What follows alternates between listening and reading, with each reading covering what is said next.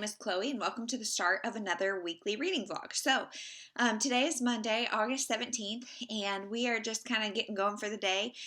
Ainsley and I have been drawing and doing that kind of thing. She has gotten very into writing stories, and so she was doing that, and we were just hanging out, and now I'm up here to do a little bit of filming. This week is going to be a little weird because my husband is leaving on Thursday for a week. He is going to travel for work, and so then we're trying to figure out a way that he can do it where then he doesn't have to quarantine when he gets home, but we have a newborn, so she's very high risk. So it may be a long time of single parenting, and I'm not looking forward to it. But because of that, he is taking kind of some flex hours this week, and so he is available to help a little bit. So I'm going to do some filming on a Monday, which never ever happens. So that is exciting. As far as reading goes, I'm currently in the middle of two things. If you watch my last vlog, I've been reading Between the Lies by Michelle Adams. This is a kind of thriller about a woman who wakes up in her parents' home. She's a grown woman. She wakes up in her parents' home with no recollection of her life at all. And so we're slowly starting to see what is going on. Her dad is her psychiatrist, and we know from the beginning, he's a little sketchy, and he's very manipulative of her, and we're not sure what his intentions are or what's going on with him. And then her family, it's her mom, dad, and sister, they are all intentionally keeping her locked up in their house and not telling her anything. And so we're slowly getting pieces of what happened. We know she was in a car accident in which her son died. Her husband has also passed away. And so what happened? Was she completely innocent? Was she a victim, or was she a part of it? We have no idea. And so I'm about halfway through, and so far it's really interesting. I feel like this book is one that the end could either make it or break it, but it does have pretty short chapters, and so I'm getting through it pretty quick for the amount of time I'm able to spend on it. I just only have that physically, and physical reading is so hard. To find a time distraction-free without kids and focus is impossible. Nighttime is really the only time, and I fall asleep immediately. So I've been trying to do it while I'm nursing if Ainsley's entertained. And so it's slow going, but so far so good. And it's not slow because I'm not interested. I'm really enjoying it. The other thing I am reading is Feels Like Falling by Christy Woodson Harvey. And I've got this on audio from our library, Libby. And it is cute. It so far is about two women. One is, her name's Gray, I think, which I totally love for a girl's name. I love that. So her name is Gray, and she is kind of like the society wife. You know, her and her husband have a lot of money, et cetera, but her husband leaves her in the very beginning. And not only does he leave her for his secretary, I think, he is engaged to her, and they take their son to Europe on a vacation. So she is freaking out because she is without her son. She's still the talk of the town because her husband left her. And so it's her story, as well as the other character, who is Diana. Diana was raised without a mother. Just really, really rough upbringing. She was in the projects with all these siblings that were all from different parents. They had a really rough go. And now she is also still having kind of a hard time. There's a guy who got away, and then she works in a photo shop, and she gets fired because she's messing up people's photos, etc. And so these two women come together because Diana starts working for Gray. She starts just kind of it's almost a companionship thing, but she cooks for her, that kind of stuff. But it doesn't feel like a weird power balance. It feels like a friendship that is really starting, and they spend a lot of time talking, and Gray is kind of just do what you want. And so it's very interesting so far. I'm liking both women's stories. I think it's pretty cute. Nicole from Girly Girl Bookworm read this, and I think she DNF'd it maybe. I know she didn't like it. And I think she just maybe couldn't get into it. I can't remember what exactly she said, but that made me really nervous. But I'm enjoying it enough so far. If I had to stop right now and rate it, I'd say probably 3.5 stars, but I'm just over halfway. So that is what I'm reading. Now, like I said, I'm going to do a little bit of filming, and then we're just going to play, and we really have no plans today. We have grocery pickup after lunch, between lunch and nap, that weird filler time, and I think that's it. So I will check in later when I have more to say.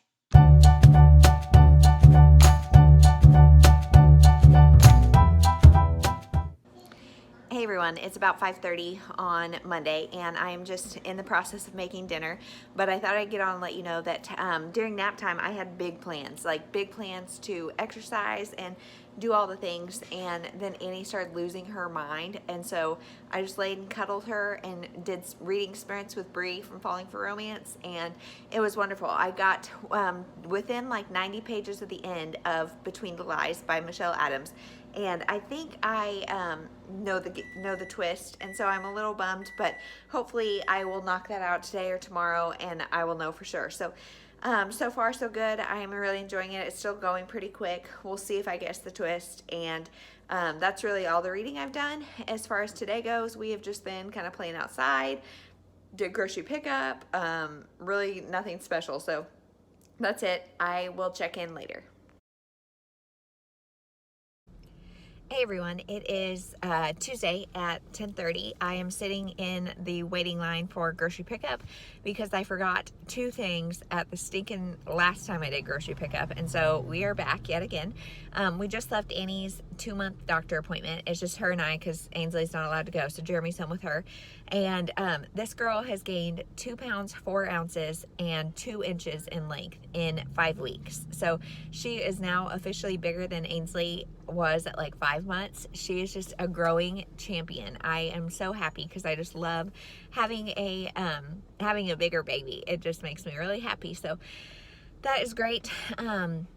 Otherwise, nothing really has gone on this morning. Just made breakfast and hung out, and then we went to the appointment. So now we're gonna do grocery pickup and then go home and play, and that's it. So as far as reading goes, I finished Feels Like Falling last night. I think maybe this morning. No, it was last night for sure. And I'm giving it 3 stars, and I'm so like not sure what to rate this book because the structure and like the general writing style was one I liked. Like, it is a women's fiction about 2 different women whose story come together, and in general I found it very readable, very a good style, like a style I like. However, there is so much that drove me insane about this book that like I feel like a rant may be coming because so first of all, it's about Gray, who is a really wealthy woman, and her husband leaves her for his secretary or his assistant or whatever, and they have a 8 or 9-year-old son. And she like made this company. So I forget like what even the company does, but it was her company. He's like fighting her for part of it and blah, blah, blah, blah, blah, whatever. And then Diana is the other character, and she comes from a really rough background, and because of Gray, she loses her job at the photo shop that she worked in because Gray was complaining about some pictures being ruined, and I guess it had happened to other people too, so she gets fired. So Gray says, hey, will you come help me out and work for me like at my house? And so she starts doing cooking and that kind of stuff, and the 2 women become friends, and I liked seeing that. Okay, so let's say that is good. And so then Gray starts dating a younger guy, and so this younger guy is 27 years old. Gray is 34 years old. So they are 7 years apart, and they are both late 20s, mid 30s. But the way this relationship is portrayed is like it is the most forbidden thing. They call him a baby and a child and a teenager, and like they play up on the cougar thing so much and like treat him like it's like he's like 16 and not 27. Like, and so that just got so old because my husband is 6 years older than I am, and we are 31 and almost 37. And sorry, groceries came, and like there's a whole line of people, and I think a bunch of these people were here before me, so caught me off guard. I hate when that happens. But like I was saying, Jeremy and I are 6 years apart, and or like 5 3/4 or whatever, 5.5. And like nobody has ever once said anything like about that, like him being a cradle robber or anything. So I just thought it was way overdone for 7 years when you're both like in this 20-30 range, you know. I just thought that was dumb. So that annoyed me. Gray is also just super wishy-washy about relationships. She starts another one and then it's kind of back and forth in both, and you never really, like, I never really felt like she really belonged with one or the other because like she just kind of wrote one off for a second, and we're like, wait, is that because you're not interested, he's not interested? Is it because it's so forbidden? What's going on? And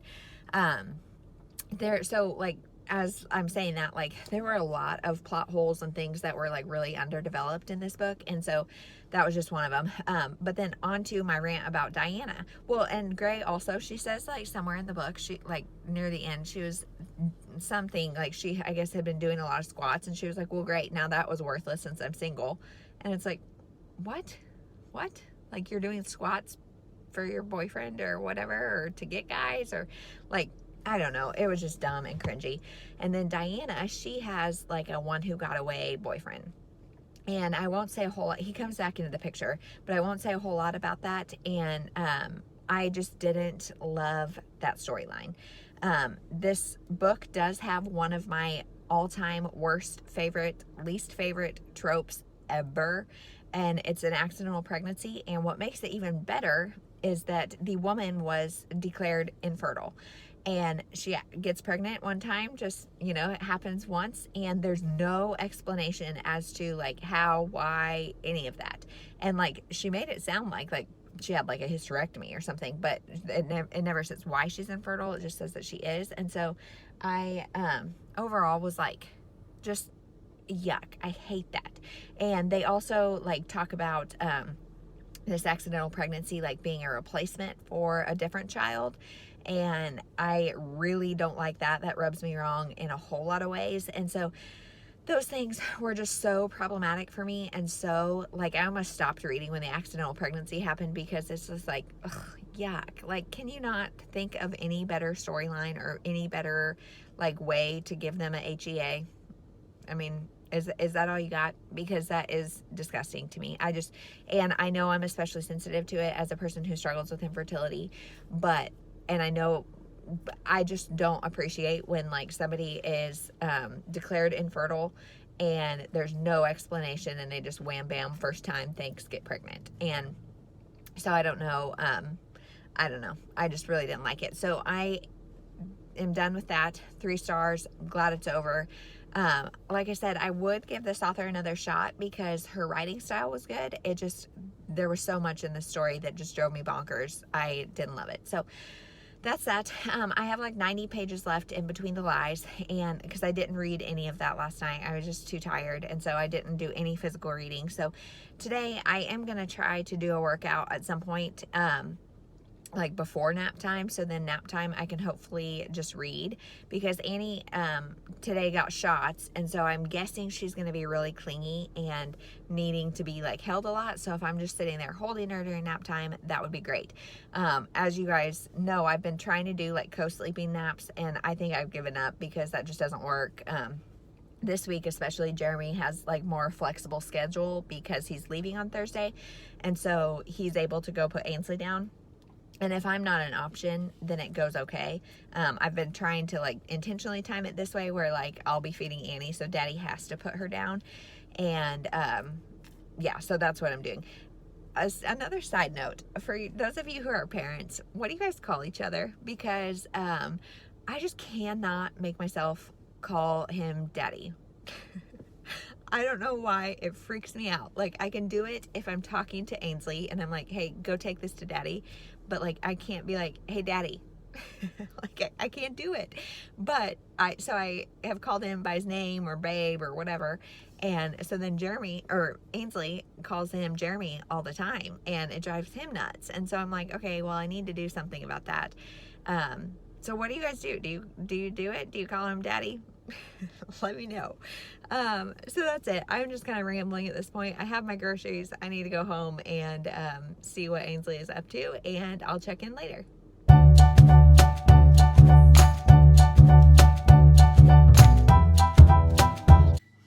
Hey everyone, it is like 7 o'clock on Tuesday night, and I finished Between the Lies by Michelle Adams earlier this afternoon during nap time. It was a good day.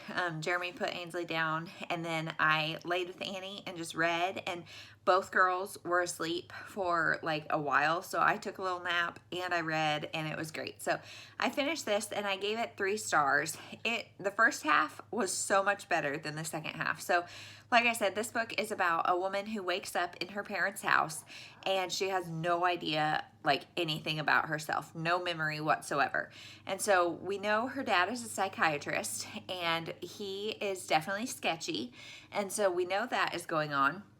And then we find out pretty early in the book that she was in a car wreck, her son was killed, and her husband is also dead. So as the book goes on, we are trying to figure out, was she an innocent victim? Was she a part of some bigger scheme? Who did what? Because a car ran her car off the road.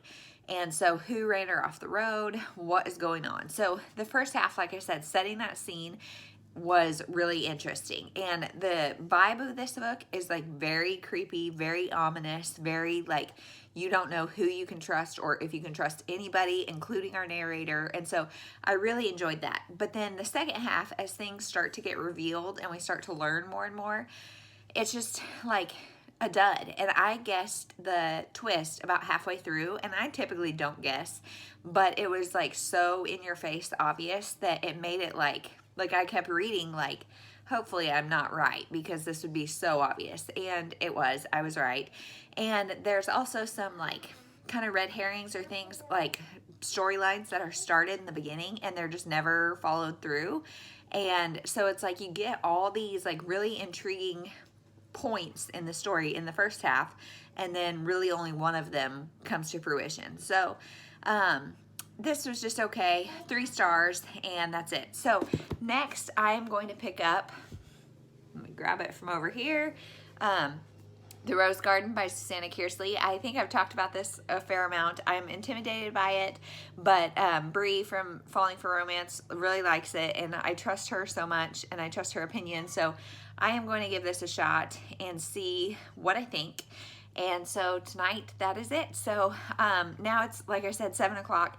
And we just finished eating, and I made some enchiladas that I started to make last night, and then like our world just kind of crumbled with a lot of meltdowns, and so we ended up having something different last night. And so we had the enchiladas tonight, and then we got a yellow watermelon at the farmer's market, and I cannot stop eating it. It is so good. And so I ate a ton of watermelon, and now I'm like waterlogged and full from just having so much water, I think. I don't know. So we're going to go downstairs, maybe do some yoga. Ainsley wants to do some chasing. This child just like, I need to get her a treadmill because she will just run all day. I'm kidding about getting her a treadmill, but like, or like a hamster wheel, because she wants to run all day. And so she wants to do some chasing. So we will do some chasing, and then bath time and bedtime and reading time for Mama. So that's the plan. I will check in tomorrow.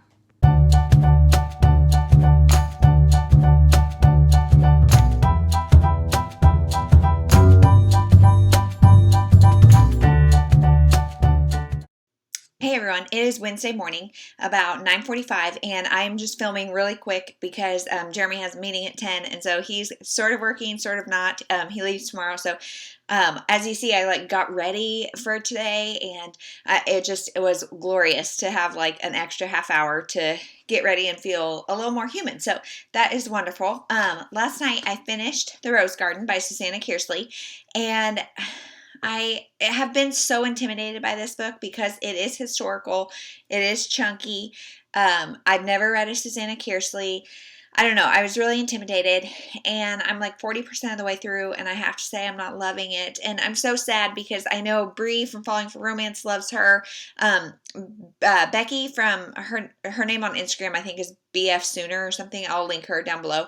She used to make videos, and I don't think she does anymore, but she's on Instagram, and she commented and said she loved this one and loves Susanna Kearsley. And so like I really want to, and I've heard so many good things. And Bree did warn me that she starts kind of slow and it takes a while to get into it. So maybe it's that, but this is about a woman who, her sister dies, and her sister's like her best friend, and so she takes her ashes back to Cornwall, a house on the Cornish coast where they grew up, and she is going to scatter her ashes there.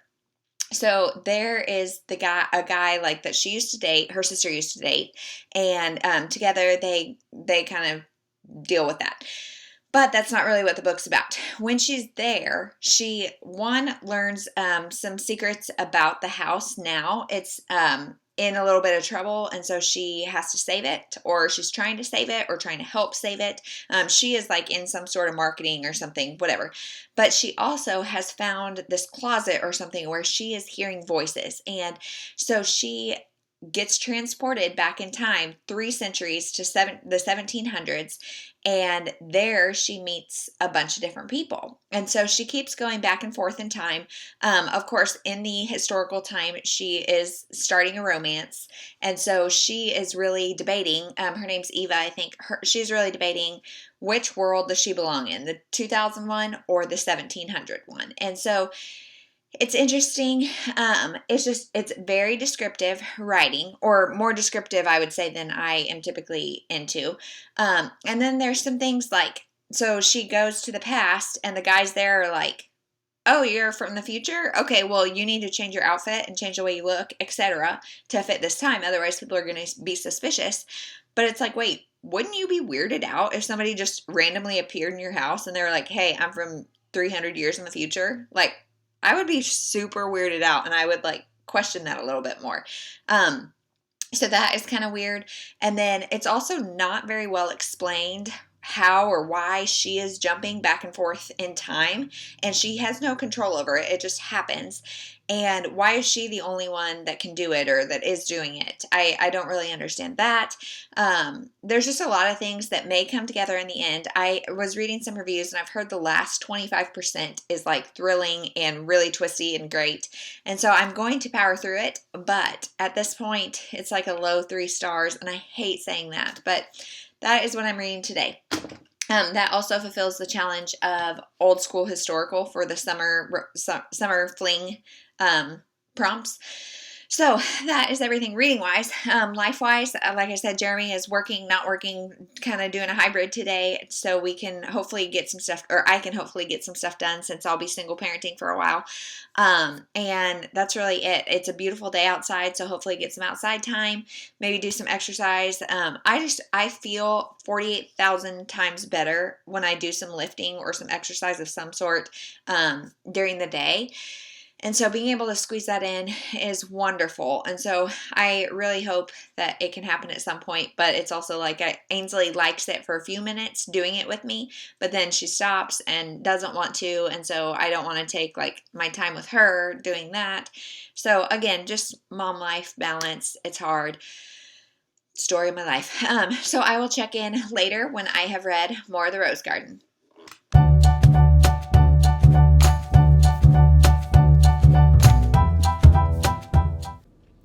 Hey everyone, it is Thursday at like 11:30, and I am just in the car with Annie because she was not wanting to go down for a nap, and she, like I've talked about, is a car kid, and so I put her in the car and drove around a little bit, and now she's out, so that is great. Today has been kind of a funny day. So I was playing outside with the girls a little bit ago, and Ainsley likes it when you throw the ball up as high as you can. So I threw it up as high as I could, and it got stuck in a tree. And so the ball then was in the tree. So then I go inside to get another ball to see if I can get the ball out of the tree. And Jeremy comes out and he's like, "What are you doing?" So I told him I was trying to get the ball. And so he gets this little rake and throws the rake up there to get the ball, and the rake gets stuck. So now the rake and the ball are up in the tree. And so then I throw the ball, finally get the other ball out. So now we have 2 balls on the ground, but a rake in the tree. So then Jeremy's like, "Let me take the bigger ball and throw it to see if I can get the rake out." He gets the ball stuck again. So now, dang it, he just called me. And so I don't know where I was in my story, but I think the rake and the ball were in the tree. So then he twists off a broom handle. And so he's got this broom handle and throws it up to try to get either the rake or the ball. And I'm not kidding, the broom handle gets stuck. So when I left the house, there was a broom handle, a rake, and a basketball in the tree, a little basketball in the tree. So, and he had like one small basketball trying to get it out. And so Ainsley's like freaking out because all her toys are stuck in the tree. And yeah, so I took Annie to drive around a little bit, and now we're back. Anyway, so that has been the morning, is just kind of bad news bearing it outside. Ainsley also has been really into her squirt bottle, and so we clean the windows with it. We do all sorts of things with it. This morning she was watering the flowers, and she just loves that squirt bottle. So that's cheap and easy. If any of you guys have little people around your house, get a squirt bottle, and they will feel like they have all sorts of power. And she likes to make it rain. And it's just funny. Also, I think I put a clip in from yesterday. She also really likes if you draw shapes in sidewalk chalk and then let her mop it. She loves like cleaning, and so we mopped the garage multiple times yesterday, and that was fun. But as far as reading goes, I finished The Rose Garden last night by Susanna Kearsley, and I think I'm going to give it like a low 3 stars. Some of the things I talked about in the earlier clip about like not having explanation of why she time travels, there's a little bit of it, still not nearly, like I would have liked a lot more explanation, but time travel is also one of those things that is such a like fantasy thing that it's hard, like you have to kind of suspend your disbelief when it's a time travel book, so that's not a huge bother. And then also the complaint of why is she the only one that does it, that kind of changes as the book goes on. I don't know, like I just, something about the writing style I think was just not for me. It was kind of slow, kind of hard to get into. Like other people said, the last part of the book does move the fastest, but by that point I was just like, okay, let's get this book done. I don't know that I care that much. I don't know, something about it just did not connect with me, and so that one, I don't take my review with a grain of salt. I know a lot of people really like her, and I think if you're a fan of like descriptive writing and more classic style, then you might like it better. I just didn't love it, and so 3 stars. Glad I tried it, and it was very interesting, and the concept was interesting, and like the setting, because it is so descriptive, it is very atmospheric, and so that's nice. Just something about it, like I just didn't love. So 3 stars, terrible review. Like sorry for not being very eloquent in my thoughts, or really having a whole lot of thoughts, except meh. I'm kind of a mood or entertainment reader. Like I'm not necessarily judging on literary merit, more just like my enjoyment and my experience reading. And so literary merit, I'm sure it's a 5 star for, you know, really, really good. But my enjoyment was about a 3. So that is that. I think I'm going to end this vlog here and start a different vlog for the long weekend, because I am going to do a special kind of TBR. And so I think I'm going to leave it here. Jeremy also leaves today, so I'm not sure what this weekend's going to look like. We'll see. It could either go really smooth or it could be really crazy. So I think I'm going to end this vlog here, and we will see you in the next one. So thank you so much for watching. If you've read any of the books I read, let me know your thoughts. Anything you want to talk about. What are you doing this weekend? If you watch this in time, or whenever you watch this, tell me what you're up to. If you're doing anything fun, if you have any tips for surviving single parenting. If you are a single parent, I give you, like, my hat's off to you, and because it's a lot. So I don't know. I think I'm just intimidated because he's been working from home since March. And so like going from having him, like he's pretty good about like working and not like being upstairs all the time, but if I really need him, he can run up. And so having that like constantly there versus having him in Tennessee is going to be a little weird. So the longest outro ever. We'll talk to you later. Bye.